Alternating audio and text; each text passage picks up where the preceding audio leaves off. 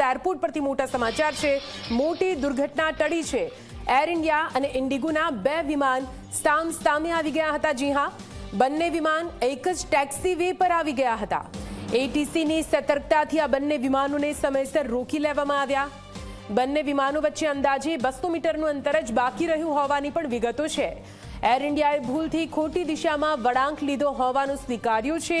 મુસાફરો અને ક્રૂની સુરક્ષિત કોઈ જાનહાનિ નથી થઈ। ઘટનાની તપાસ શરૂ કરવામાં આવી છે। તો અમદાવાદ એરપોર્ટ પર મોટી દુર્ઘટના ટળી છે। મોટા સમાચાર અમદાવાદ એરપોર્ટ પરથી, જ્યાં 2 વિમાન સામે આવી ગયા હતા। એટલા નજીક આવી ગયા હતા કે 2 વિમાનો વચ્ચે અંતર માત્ર 200 મીટરનું જ રહ્યું હતું।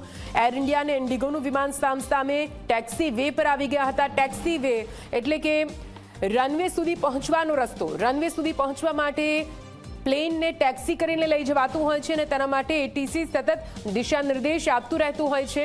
હાલ આ સમગ્ર મામલામાં એર ઇન્ડિયાના પાયલટની ભૂલ હોવાનું સ્વીકારી લેવામાં આવ્યું છે। એર ઇન્ડિયાએ ભૂલથી ખોટી દિશામાં વળાંક લીધાનું સ્વીકાર્યું છે અને તેના કારણે આ પૂરી પરિસ્થિતિનું નિર્માણ થયું હતું।